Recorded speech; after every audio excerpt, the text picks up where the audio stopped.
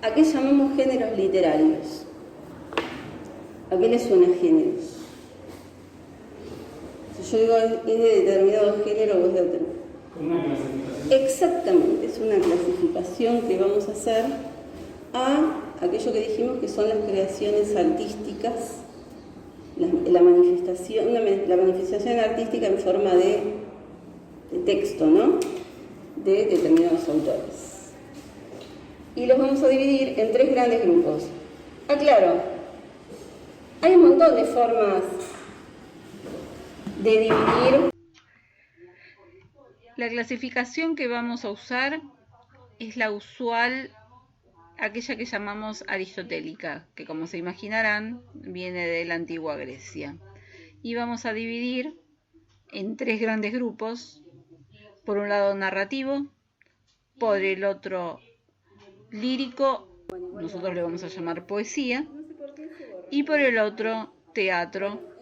Van a ver que en algunos libros aparece como dramático y también vamos a explicar por qué vamos a hacer esta diferenciación. El género narrativo, como ustedes se imaginarán, es aquel que narra acontecimientos. La unidad de análisis es la oración y lo podemos dividir en 2 grandes grupos. La narrativa tradicional, que es aquella que va pasando de generación en generación, no tiene autor, tiene un origen fantástico y es aquella donde el hombre, cuando empieza a salir de las cavernas, comienza a preguntarse el origen de determinados lugares o cosas, por qué el sol sale todos los días, por qué sopla el viento, por qué corre el agua. Y por otro lado tenemos a la leyenda, que también es fantástica, pero tiene algún viso histórico.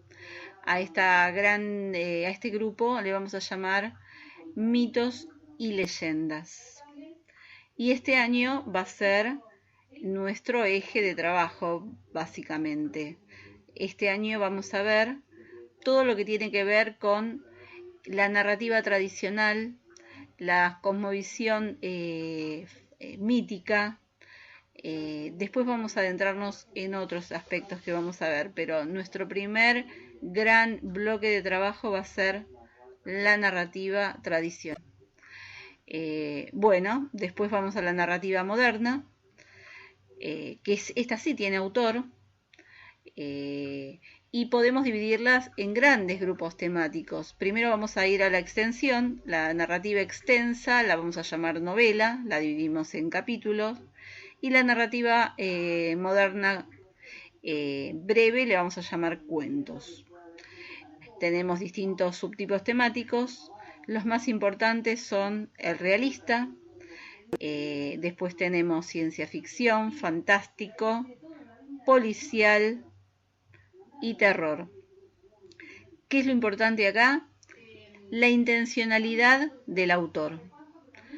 O sea, ¿cuál es la intención que tiene un autor cuando nos narra un texto? También sirve el mismo ejemplo, sirve para las películas, ¿no? Por eso a veces voy a dar ejemplos de películas. ¿Por qué? Porque a lo mejor no todos leímos los mismos textos, pero todos más o menos vimos algunas películas que son clásicas. En el caso de realista, el autor lo que va a intentar es dar cuenta de una realidad. Y eso no quiere decir que lo que muestre sea algo histórico. Puede tener datos históricos, pero a diferencia de la historia, la literatura no tiene el compromiso de ser objetiva. Puede ser una historia inventada sobre personajes históricos verdaderos.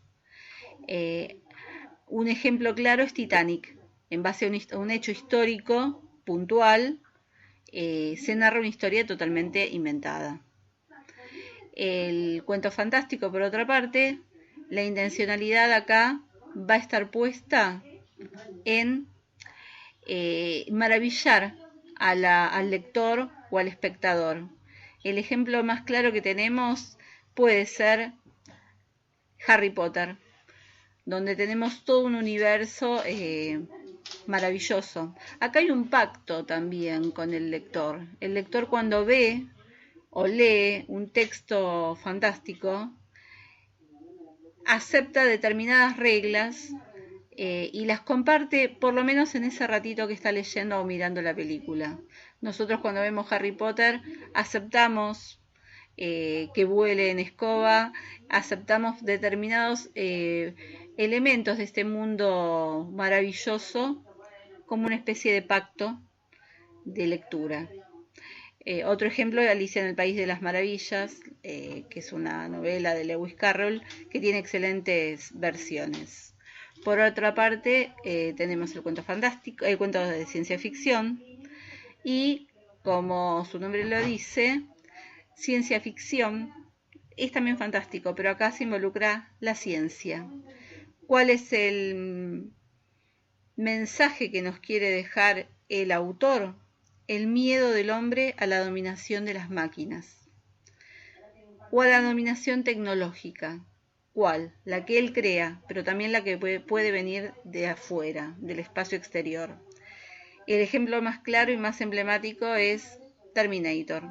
Después tenemos grandes cuentos y novelas de ciencia ficción. Se me ocurre Ray Bradbury con Crónicas Marcianas o Isaac Asimov, cuyos textos han sido base de muy buenas películas, por ejemplo Yo Robot de Will Smith. Finalmente tenemos cuento policial. Acá tenemos la figura del investigador que persigue un enigma, desarrolla un misterio que comparte con el lector. ¿Qué es lo que no puede faltar? Definitivamente el investigador y un hecho delictivo que tenga que investigar, por ejemplo, un robo o un asesinato. Un ejemplo, bueno, Sherlock Holmes, la película, pero también tenemos algunas series muy interesantes en Netflix, hay un montón. Una, por ejemplo, puede ser El Mentalista, se me ocurre, por dar un ejemplo. Bueno, y finalmente el cuento de terror o la novela de terror. ¿Cuál va a ser la intencionalidad del autor? En este caso, espantar. ¿A quién? ¿Al lector o al espectador? Espantar, perturbar más que espantar. Voy a corregir la palabra. En realidad es perturbar. Hacer que el lector o el espectador se inquiete. Le provoque esta idea de inquietud. Aparecen mundos sobrenaturales, personajes que perturban, relación con el universo oscuro y absolutamente perturbador. ¿Qué tipo de personajes? Bueno, ya sabemos, vampiros, brujas. Acuérdense también que estos géneros pueden venir, estos subtipos pueden aparecer mezclados. Me acuerdo cuando yo era chica había un dibujo animado que se llamaba Scooby-Doo, donde había un animal que hablaba, claramente fantástico, pero resolvía misterios. Es un policial. O pienso en Crepúsculo, donde estos vampiros, hay elementos de terror, pero prácticamente es parece una novela romántica con muchos elementos, mucho guiño al realismo, más allá de todo el elemento fantástico y de terror. Por poner algún ejemplo. Así que bueno, nada más por ahora. Un placer comenzar este diálogo y bueno, hasta pronto.